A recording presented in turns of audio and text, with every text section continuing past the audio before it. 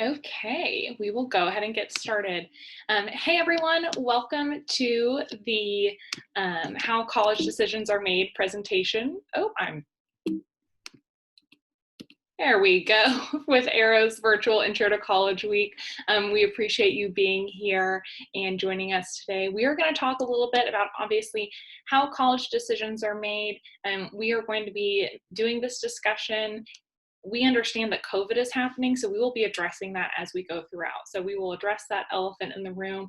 Decisions and the application process are going to be a little bit different for you all this year. So we will address that as we go. But I will allow my colleagues to introduce themselves. Ryan. Hi, welcome, and thank you so much for joining today. My name is Ryan, and I'm the Regional Admissions Manager for Cal Poly in the Pacific Northwest, and I serve students and families all over Oregon and Washington. Thank you again. And our colleague from Gettysburg College, unfortunately, was not able to join us here very last minute, but her name is Courtney Best. We will share a little bit of information about her institution at the end, but that is her name and title there. And my name is Larissa Marple. I work for Miami University, located in Oxford, Ohio. I am a regional representative for the West Coast, based out of Seattle. I travel all along the West Coast and in the Southwest, and I'm very excited to be here with you today. Hi y'all, my name is Amanda Hottinger and I am the Regional Director of Admissions for Texas Christian University in Fort Worth, Texas. I'm regionally based in the state of California, but I work with students from Washington and Idaho. And then my fantastic colleague who is regionally based in Southern California works with students from Oregon. So we've actually split up the Pacific Northwest so we can be more accessible to students from that part of the world. And we're so excited to present with you today.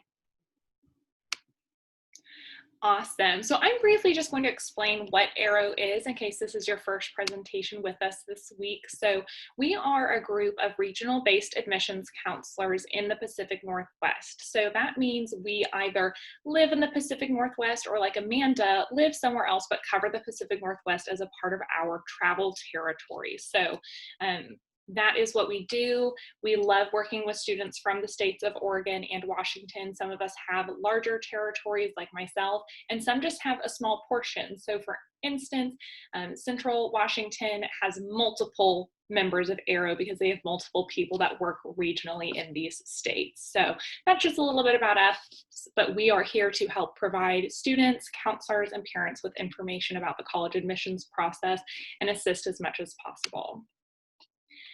This is our agenda for the day, just so you kind of know where we are going. So we are first going to talk a little bit about college profiles, what those are, what you should be looking out for, what they mean, and when you're looking at the application process. We're then going to talk about the application review and what actually happens. We will then discuss what all is considered when we as admissions counselors and admissions offices are looking at your application. We will then give you a little bit of an application game plan and then how to stand out as you are applying. So I am going to pass it over to my colleague Ryan to get us started. Thank you, Larissa. First, we're going to talk a little bit about college profiles. It's really important when you're doing your college search that you stay organized and really do your research on the type of colleges that you're looking for. There are a lot of different admission types out there. Some colleges have open enrollment, which means that if you meet a minimum set of criteria, you're able to enroll. One example would be like your community colleges. And then you have the highly selective universities. Many folks would think of Harvard or Yale or USC as being some of these. These types of institutions accept fewer than 15% of their applicants, but there are very few institutions that really fall into this highly selective category. There are a few institutions that they have maybe one major or two majors that are highly impacted that might make them highly selective for that particular field. One example would be computer science. It's a very popular field, and so some institutions are really highly selective in just that area. Most of the institutions that you will come in contact with are falling in the selective category. And so, for example, Cal Poly as an institution, we kind of fit in the selective category because we have an acceptance rate of about 30%. Most of these institutions require application materials beyond just your high school transcript. So you would expect to maybe have some supplemental materials as well when you are working with institutions that are selective. It's really important as you're doing this college search to keep track of the different profiles of the universities that you are interested in. What types of GPAs, SATs, or ACT scores do they tend to admit? What regions are you looking at? What regions do they fall into? Are you looking for the Northeast, or are you looking for California? You also want to pay close attention to the majors that are offered at certain institutions. If there's a specific field that you're really, passionate about, you want to make sure that the institution that you're looking for offers and specializes in that field. Also, really important that you keep track of deadlines. Different institutions have very different deadlines for both their application and timelines for when they offer that acceptance to students. And you also want to be sure that you are keeping an eye on new programs that arrive on these different campuses as well. One good way is to keep track on an Excel sheet. You could really utilize Excel to organize the different universities that you are looking for and keep track of these different profiles. And we're going to show you an example of that a little bit later on in the presentation. Next, we'll talk a little bit about application review. It's really important to note that institutions, do application review very differently. There's two different approaches to looking at your application.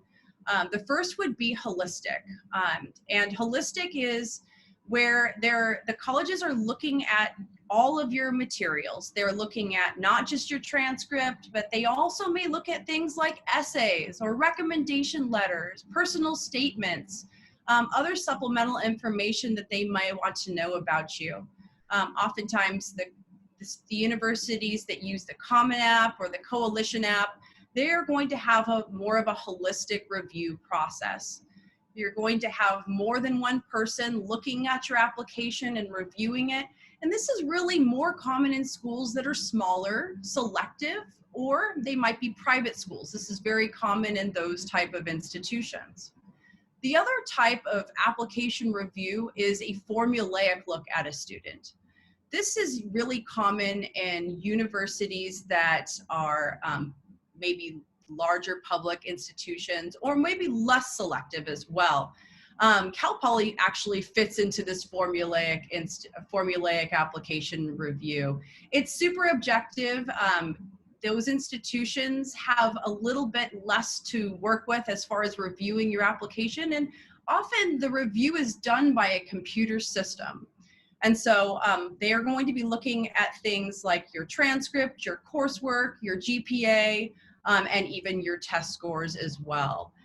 They're going to be looking at only specific things. They're not looking at the supplemental information. And so there are some pros and cons to both of these ways of looking at applications.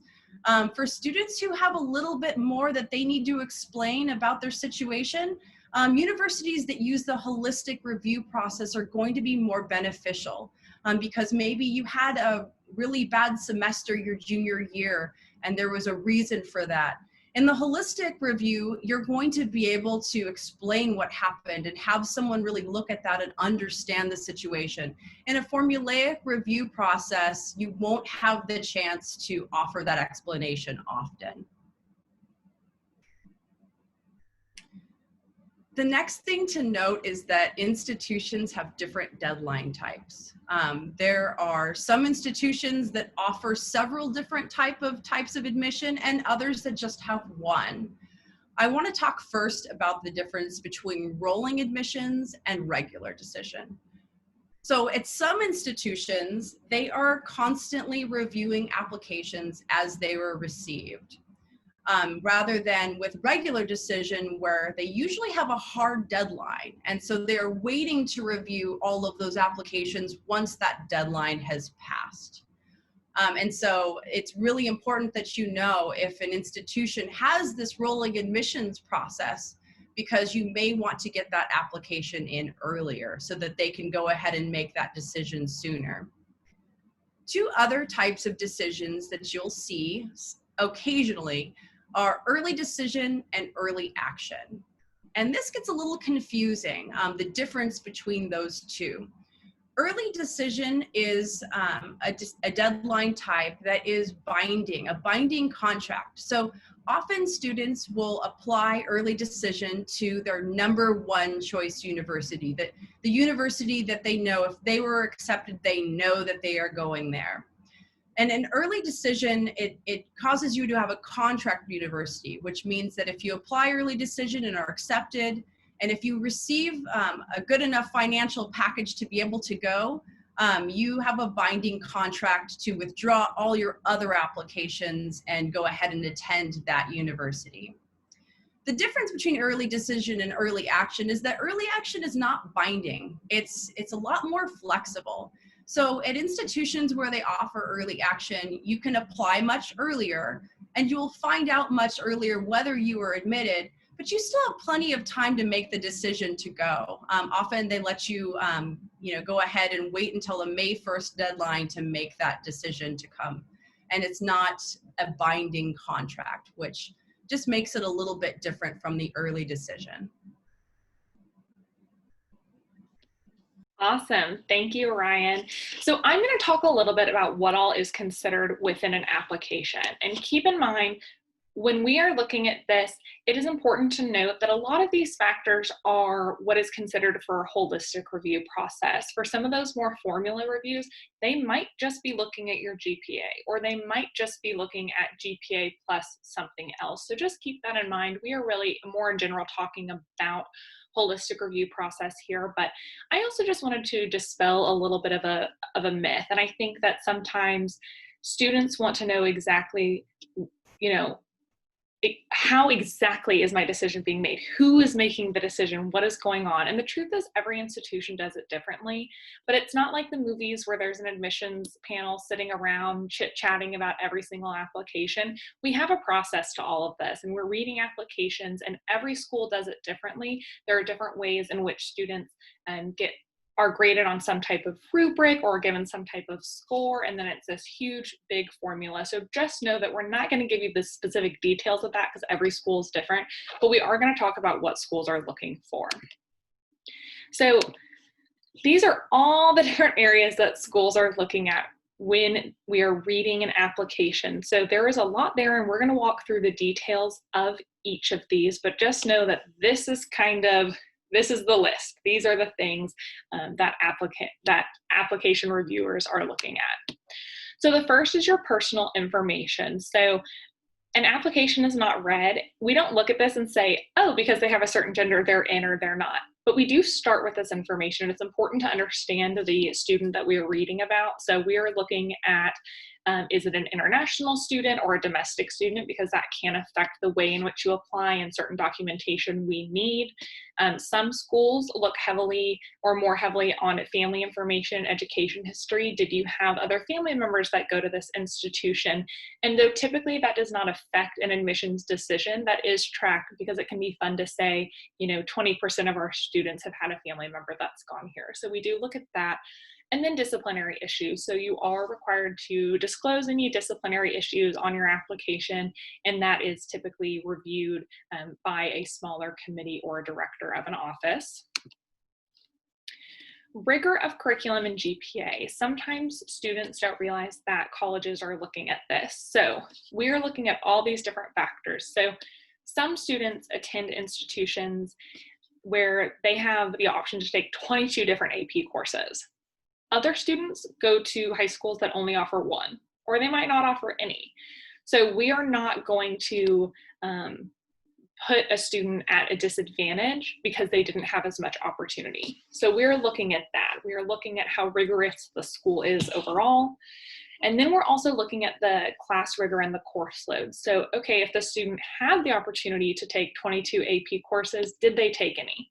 You know, we're not looking for a student to take all 22, but did they take 1 or 2 each year? Were they continuing to improve and challenge themselves? We look at grade trends. So did students start with maybe a B, C average, but by their junior year, they're getting straight A's? That stands out to us, and that really shows us a lot. We look at weighted and unweighted GPAs. Make sure to ask this question. It is less common for my Washington students to have a weighted GPA. In fact, sometimes they don't know what I'm talking about. A weighted GPA is slightly higher GPA that you would get additional points on your GPA for taking AP courses, dual enrollment, and things of that nature. So just make sure to ask, because sometimes that can affect the admissions profile you're looking at. If you don't have a weighted GPA, but the school does weight a GPA, you might think you don't fit the school's profile, but you actually do. And then we also look at class rank. So not every school does this, but it is something that we take into consideration. It's very impressive if we see a student that is high in their class rank, and that is shared with us. Test scores. All right. We recognize the ACT and SAT are not really happening right now all over the country, and they are getting canceled left and right. Here is what I will say. The schools you're looking at, make sure to ask if they are test optional for fall 2021 applicants, or if you're a junior or sophomore, keep that in mind for the future. Make sure to ask if the school is test optional. If they are test optional, they mean test optional. A collective we, admissions counselors all over the country, do not want you flying across the country to try to get an SAT score, okay? So I know it's different and it's a shift from what you've probably been told in the past, but just keep that in mind. If it's not happening, it's not happening. So please don't stress out about it. But maybe if you're a junior or a sophomore and tests come back and schools move away from test optional, ask questions like, do they super score? Are they looking at all of your scores the highest or not? Do they require the writing section? But really what schools are looking for is, do your test scores match, or are they consistent with your grades in high school? So if a student has a very, very low test score and very high grades, a school is going to be looking at that. Or vice versa, you know, did a student get a perfect ACT score but has a really low grades? Maybe they don't work quite as hard in the classroom. So these are just things that we look at, but if you don't have test scores, please don't sweat it. But if you do, make sure to ask the school how to report it. Can it be self-reported, or do you need to send those from the testing agency? And I know we're getting Q&As right now, and I unfortunately can't see them at the moment, but we will address Q&A at the end. So keep putting those in and we'll make sure to address them when we can. Additionally, so on the Common App, it's called your activities section, or there might be resume, might be what's asked for. We are looking for nothing specific. So no one is looking for, oh, we're only accepting students who are class president, or we only accept students who do band and athletics. I mean, it's nothing specific, but we're looking for, you know, leadership positions, if those were available to you. We're looking for internship opportunities, if that was available, community service, any part-time or full-time work experience, family responsibilities. We recognize, especially because of COVID, sometimes our high school students are really being the main caretaker of younger children or younger siblings that are in the household who are also doing school. So those are things that you can list, and just make sure to write those in a professional manner. There's only a short amount of space, but this is something that we look pretty strongly at. We want to get to know you, and this is one of those ways that we do that.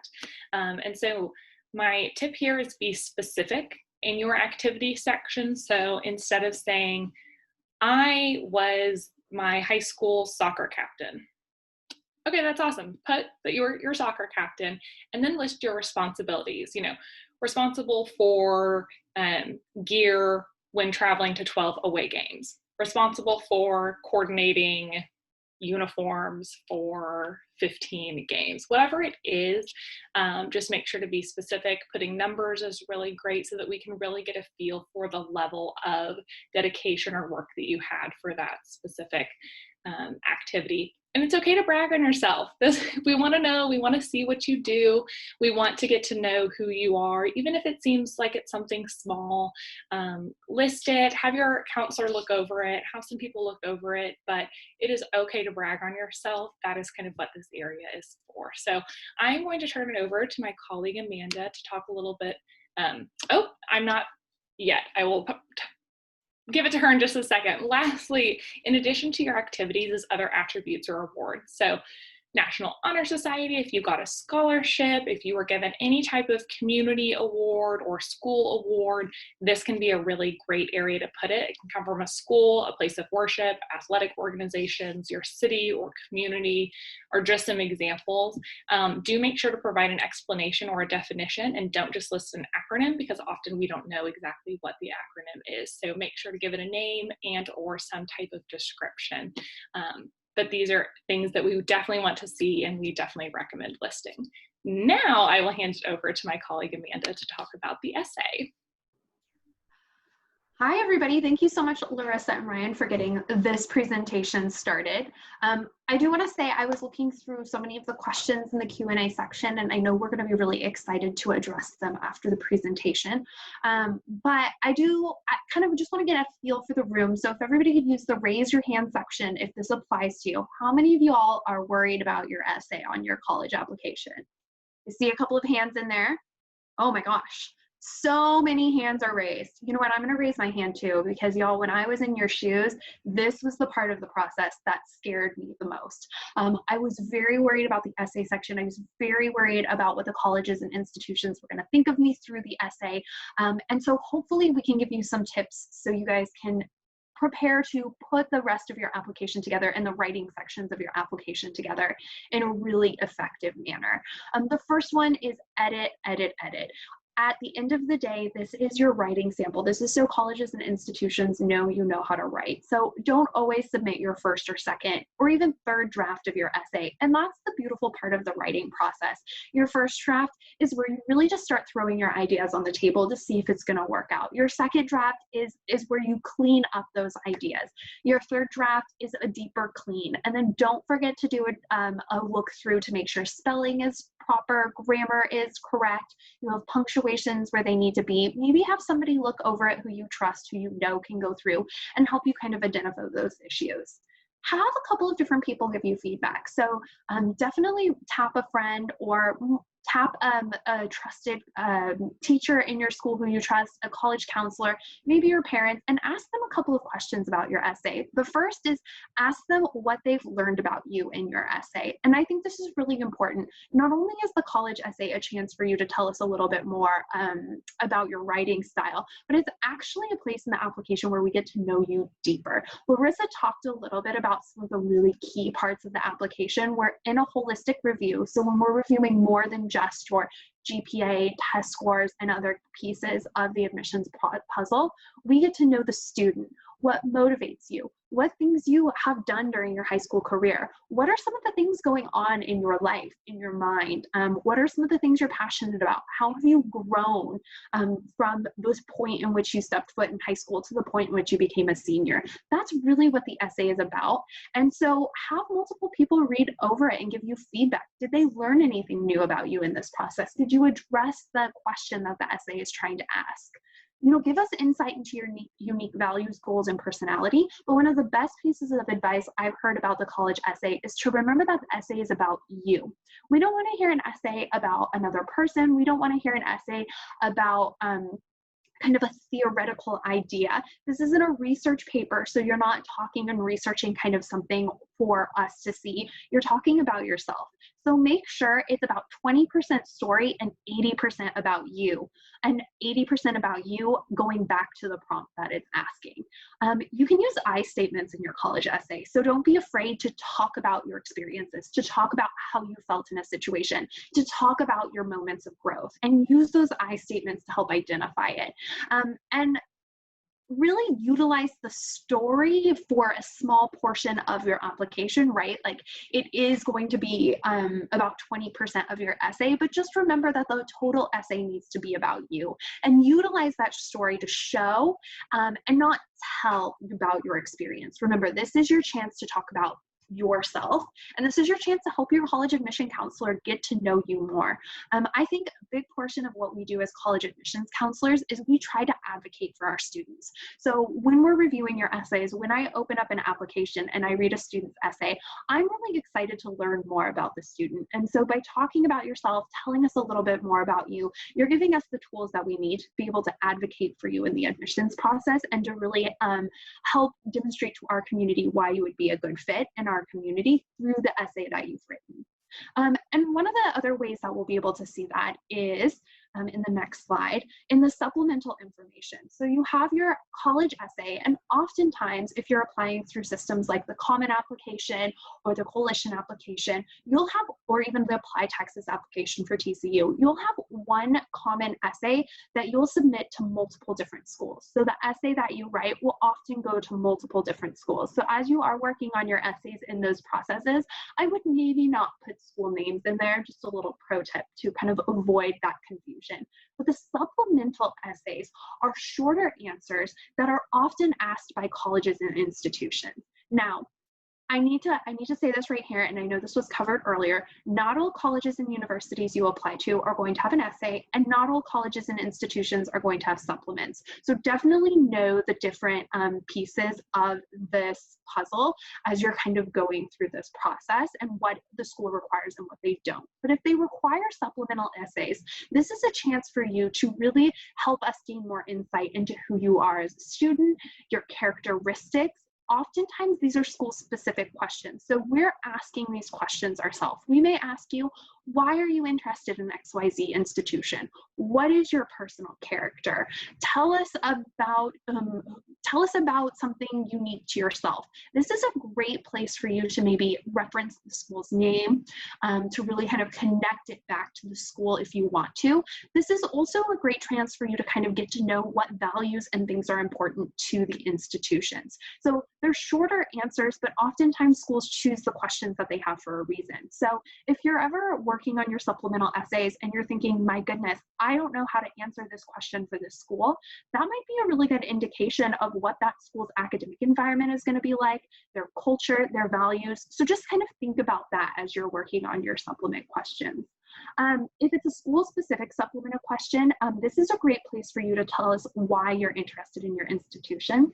I actually follow Reddit's Applying to College feed, and I noticed a couple of students were talking about how this question is really easy to just copy and paste and change the school's name. I really encourage you guys not to do that, because we actually can tell when you do that.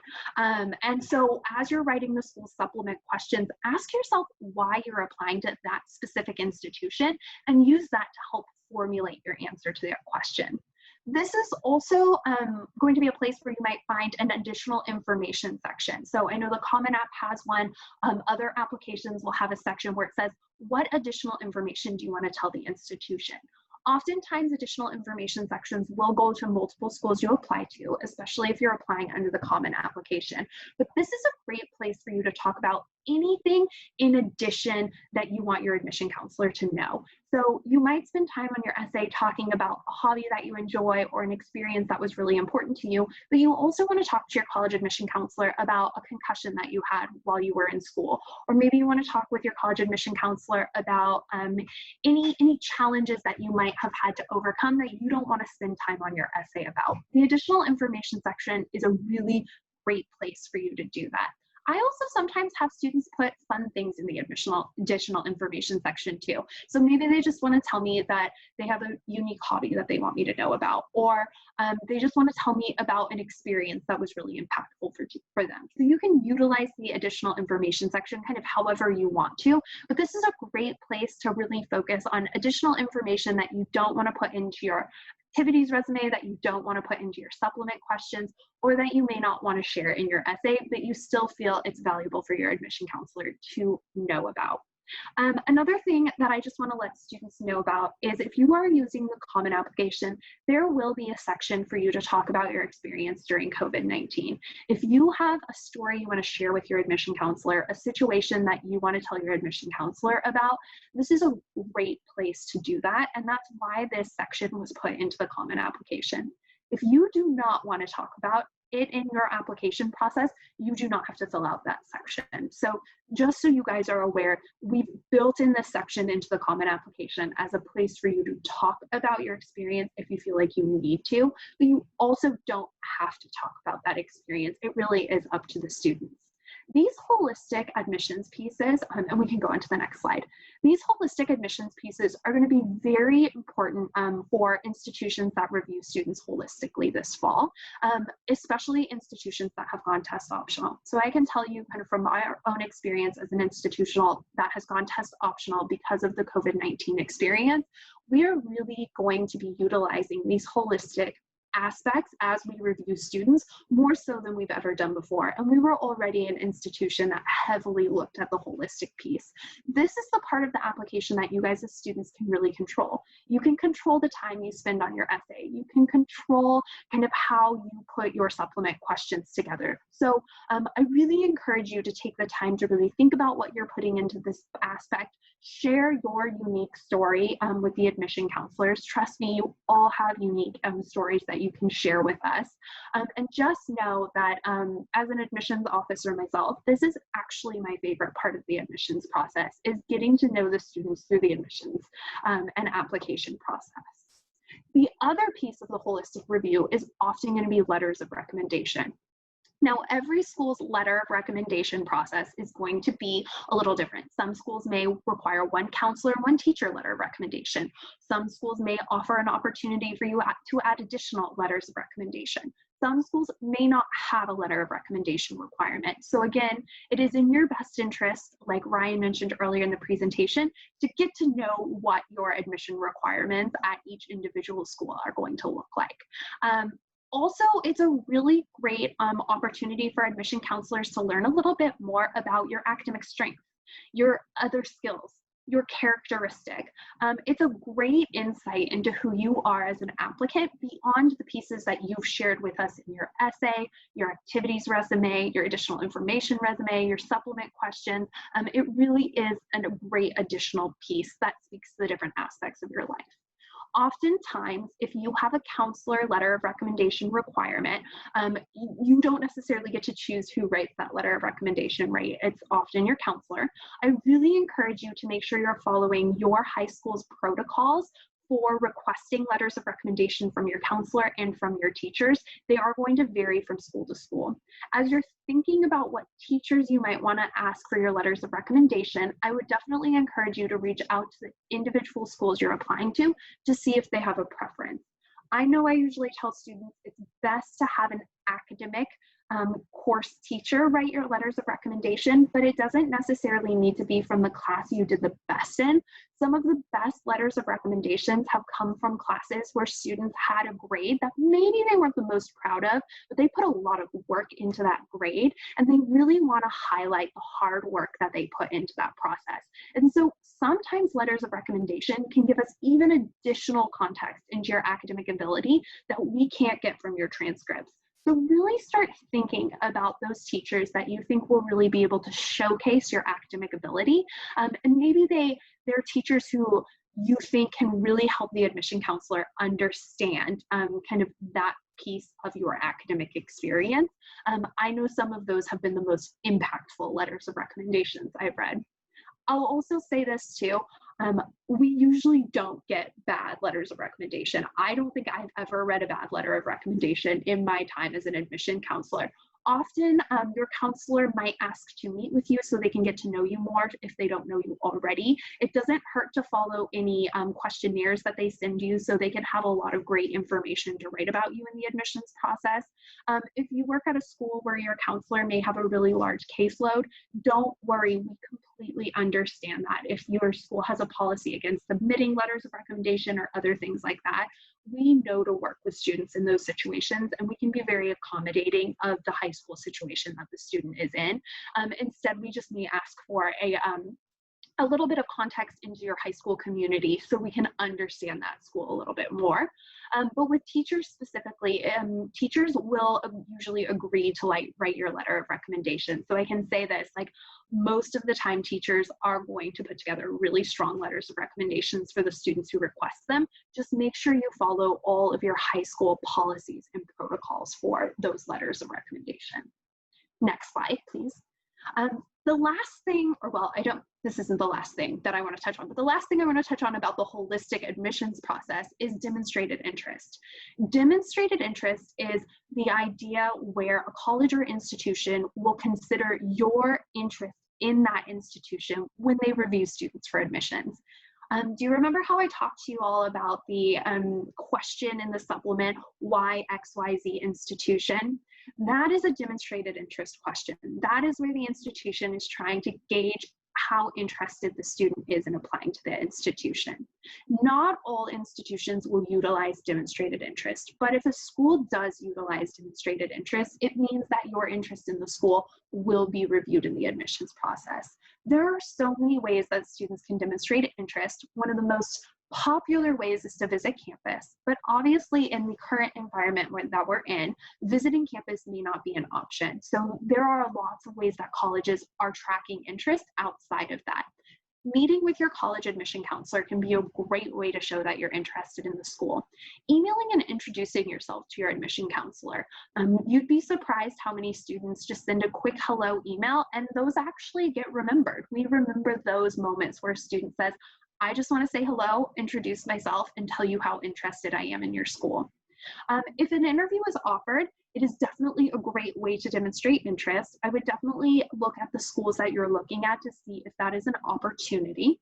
And I would also say this, there are a number of wonderful virtual events that colleges and universities are hosting, and if that school tracks demonstrated interest, your participation in those events will also be considered. So if you attend a virtual open house, if you attend a virtual high school visit, if you attend one of their virtual programs, that is considered demonstrated interest, and schools are keeping track of it. So while the visit piece is taken out of the puzzle, or if they do open up visits at a school that you and your family want to wait to see if you get admitted to the school before you visit, or you maybe need to kind of see if you are truly interested in attending that school, but you still want to show the school that you're interested. There are many other ways that you as an applicant can demonstrate interest and show the school that you're interested without physically going to the campus and stepping foot on that community. Now, we've talked with you guys a lot about various different things. You've learned a little bit about the different types of applications and admissions reviews you could be considered for. We've talked a little bit about a holistic admissions process and some of the pieces of the application process that you could come across, like the resume, the letters of recommendation, the essay. Up next, we're going to give you guys a game plan moving forward. Now, let's use the hand raising tools again. How many students in this room know exactly what list of schools they're going to apply to? Okay, we got some students who are like, you have got your list, you've got it made.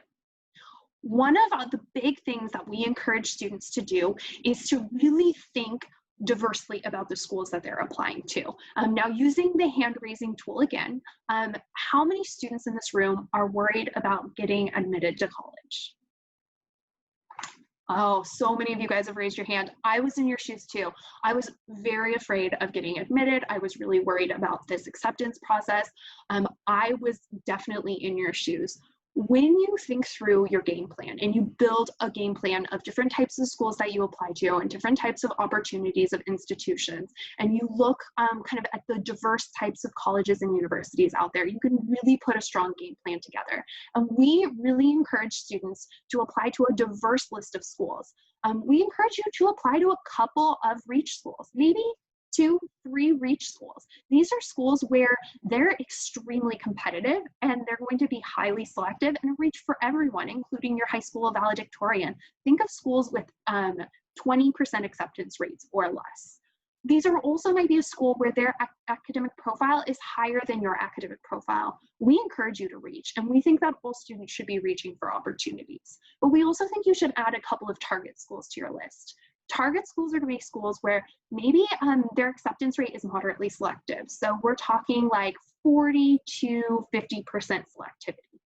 And maybe your academic profile and the school's academic profile meet up. Those would be a target school. It's not a guarantee, but if you put a great application together, you could be a good candidate for admissions.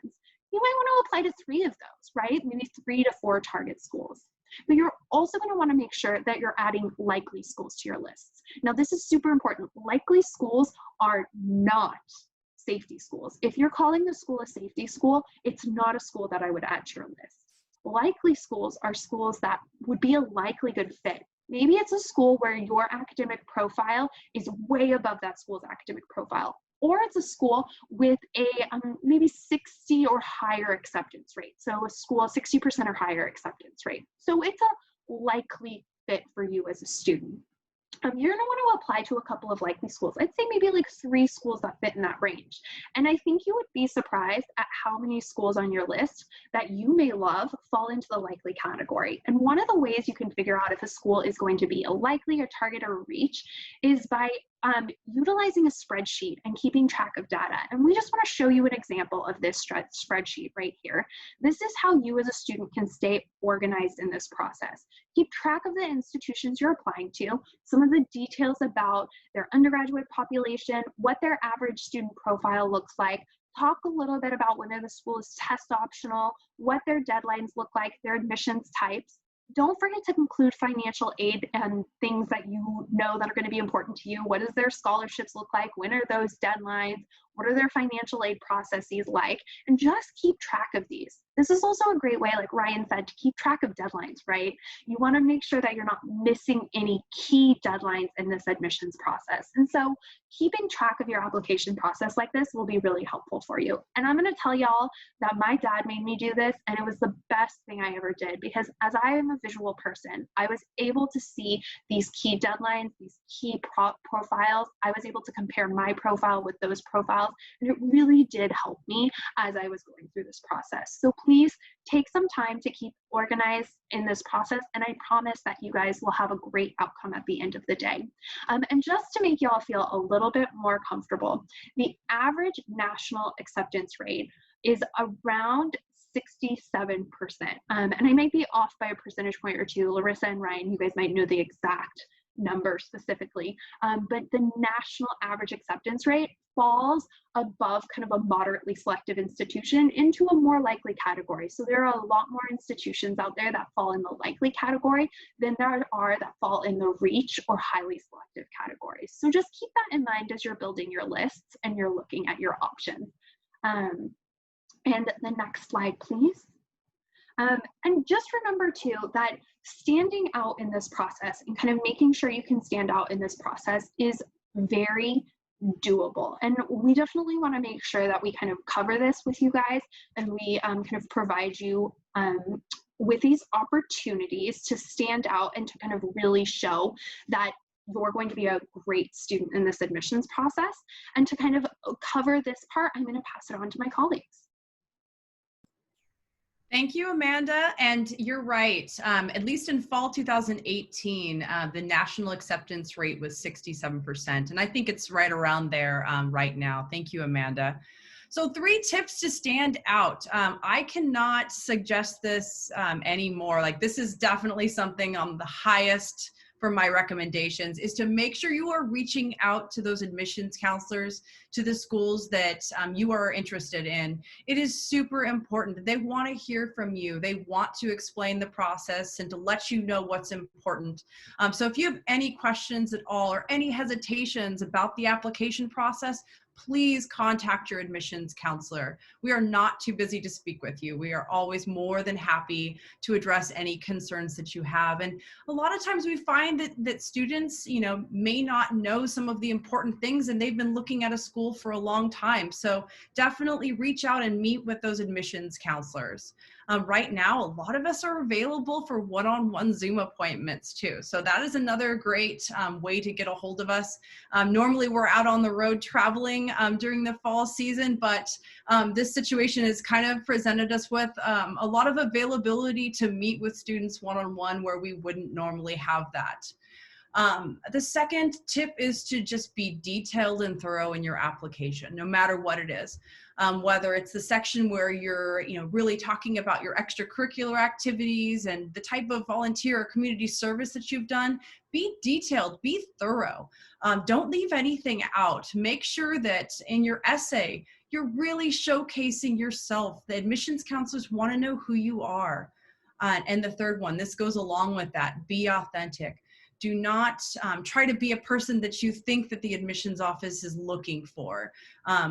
Admissions offices know when students are doing that. Definitely be authentic. Show who you really are. That's what we want to see. We want to know that you're passionate and that you're excited about your future and what you have planned.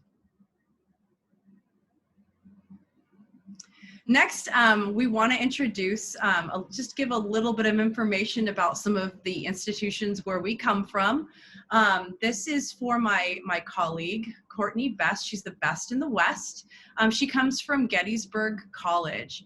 And so you can see a little bit about Gettysburg College here. Fantastic. 98% of students are in graduate school or employed. This university is located in Gettysburg, Pennsylvania. So definitely take a look and get a hold of Courtney if you are interested in this school.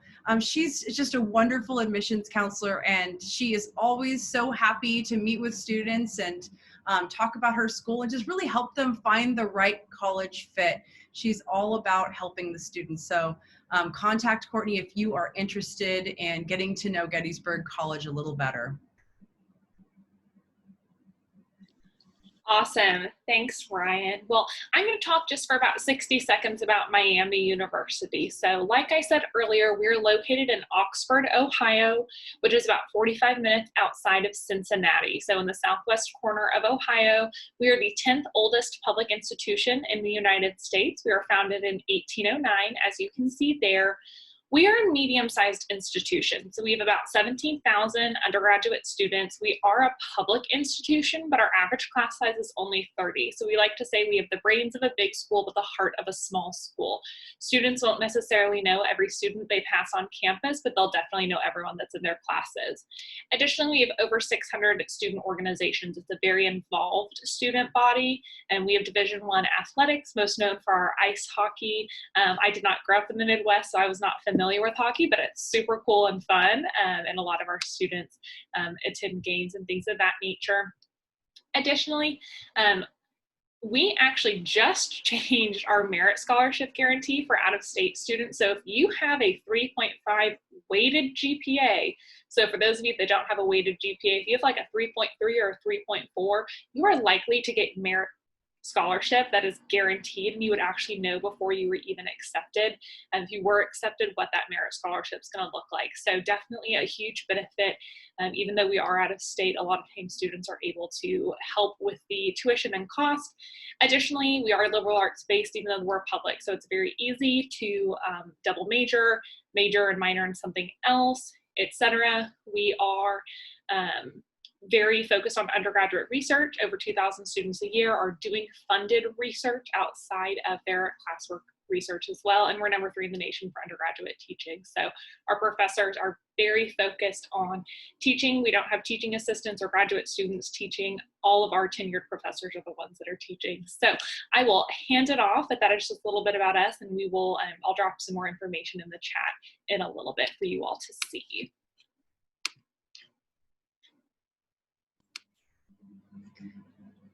Hi, again, my name is Ryan, and I am the Regional Admissions Manager for Cal Poly. Cal Poly is located on the central coast of California, just about 5 beaches within 10 miles, gorgeous location. We're really known for our philosophy of learn by doing. And so you see this built into all of our curriculums, whether you're in architecture, engineering, or even English. We definitely have that philosophy of learn by doing built in. We are part of the California State University system, and so there are no PhD level programs on these campuses. So the focus of resources, equipment, internships, research opportunities are really on the undergraduate students. So it's a great opportunity for students to get that career relevant experience really early on. It really makes you more marketable later when you're going off after jobs. And so 93% of our graduates are working full-time or attending grad school, and 80% of them have a job lined up by the time they get their diploma. Cal Poly is known as the best in the West for public master's level universities for the last 27 years in a row. Part of the way that we are so unique is that we have an upside down or blended curriculum. So instead of taking all of your general education courses your first 2 years, we spread those out so you really have a balance in your schedule and can focus on your major coursework right away. And so that's why we say ready day one.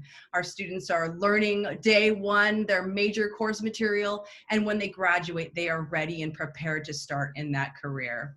If you want to learn more about Cal Poly, feel free to contact me and even make an appointment with me for a Zoom chat if you'd like. Thank you so much. Hi, y'all. My name is Amanda Hottinger, and I am with Texas Christian University. I think what makes TCU stand out and why students from the Pacific Northwest are becoming more drawn to TCU is because we provide students with that opportunity to have that large college campus feel with the big NCAA Division I athletics. We're in the Big 12 conference, with that kind of large kind of school spirit. There's a lot of ample school spirit. We love the color purple at TCU, but we also provide students with a kind of big name recognition, over 100 majors to choose from, and there's a lot of opportunities for students to do hands-on undergraduate research. But when it comes to our academic setting, we do provide students with a kind of smaller academic environment. We have an average class size of 27 students and a 13-to-1 student-faculty ratio. So at TCU, you will get to know your professors. We really want students to build mentorships with their professors. And so we focus on something called the teacher-scholar model. And academically, we do feel like a smaller institution. So we're really able to balance that large college campus feel, that small academic environment. We have a little over 9,400 undergraduates on campus. Students do have to live on campus for the first 2 years. And Fort Worth and the Dallas-Fort Worth area is a wonderful place for job seekers.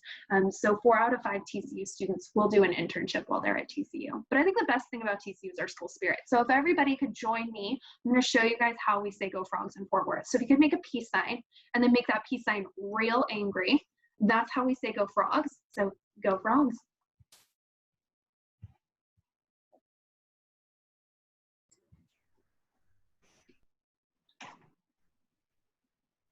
Awesome. Thank you, Amanda. So now is when we're going to answer a lot of your questions. So we have about 6 minutes left. We will run through these as much as possible to get your questions answered. And I will also start dropping our contact information in the chat so that if you do have follow-up questions that we are not able to answer, you can reach out to us directly. But Ryan, if you want to get us started with the Q&A, that would be awesome. Sure. Okay. So the first question, and I'm going to send this to you, Larissa. I've heard colleges favor students who have shown focus through extracurricular activities, but does it hurt if that doesn't apply to you?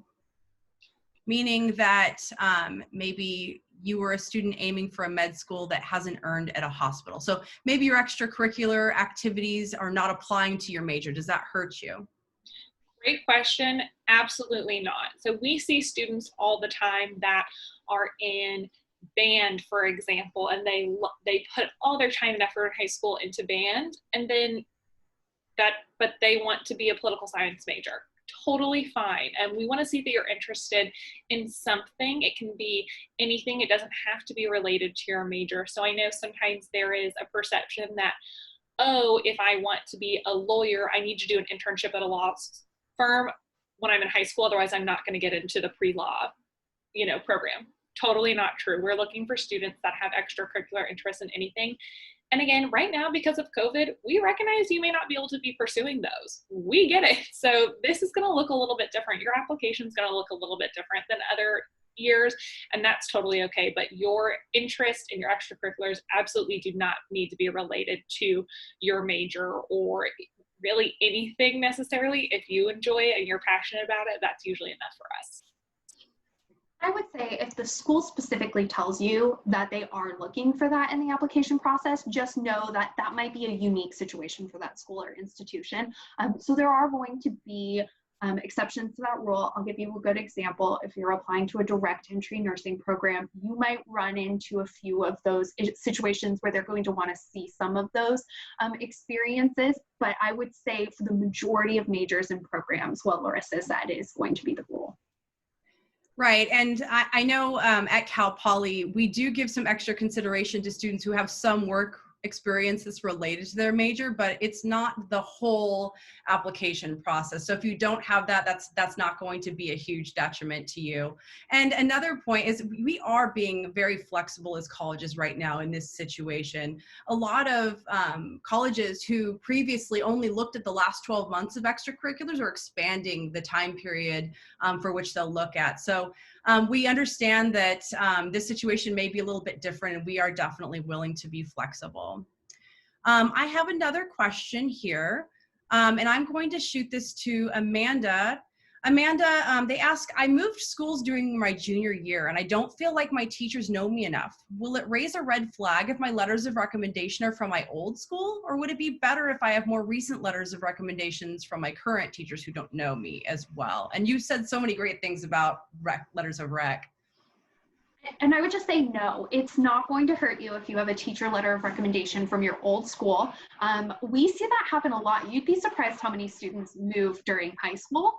So don't worry if you have a change in your academic record or anything like that. We definitely see that in the admissions process. And I actually think another student asked this question too. I didn't feel like my junior year teachers got to know me, right? Because COVID-19 happened. You may not have spent the same amount of time in your class with your teachers as you had originally anticipated. Traditionally, you might hear that we say that junior year teachers should be writing your letters of recommendation, but this year, the rules really don't apply to the admissions process the way they used to. And I would say if you have a sophomore or even a freshman year teacher who really got to know your academic ability, maybe they saw growth, maybe they saw you become the person you are today, that's still gonna make a great letter of recommendation, and we're gonna understand the situation that you are in within your junior year of high school. Thank you, Amanda. I think we're going to take two more questions. The next one is, what is the difference between test optional and test blind, and how will that affect applications in the coming weeks and months? And I can answer that. For test optional, an institution will take a look and consider that if you send them in, but it's not going to be required. They may also take a look at that for scholarships if you've sent them in. But please don't stress if you are not able to do an SAT or an ACT this year. A lot of institutions understand that there are many areas where this test is not available right now. And so if it's available and if you want to send it, it will be looked at for test optional institutions, but it's definitely not a must. Please don't stress that that's going to ruin your application chances. For institutions that are test blind, many institutions have just stated that they will not under any circumstances use tests this year, just because of the access not available to so many students. And so where institutions are test blind, even if you send them your scores, they will not look at them. They will not even consider them in their process. So that's the difference between those two things. And that's another important piece to put in your spreadsheet as you're tracking schools. Are they test blind? Are they test optional? To help you kind of look at those and decide if you have scores, whether to send them or not. The final question I want to get to today is it a negative if you don't put anything in the COVID supplemental section? And I will give that over to Larissa. Apologize. No, is the long story short. No, it is not negative. So we, as admissions counselors, recognize COVID affected families and students in a variety of ways. Some people had really significant life changes because of COVID. Some people, it was an inconvenience, and it's kind of anything in between. And so if you do not want to put anything, even if you had significant life changes because of COVID, you don't have to, and it's not going to show any differently. It really is so that students can make an explanation and feel like they're heard. For instance, some schools are not giving grades with virtual learning, and you might want to address that and say, as a student, I was on track to get A's and B's in my classes, but then my school decided not to give grades due to COVID, or whatever it is. But it is not a negative reflection if you don't put anything. It is truly up to you. It is a space that can be utilized, but is really more so that schools can understand maybe something that's in an application that wouldn't have been there other years. So totally up to you.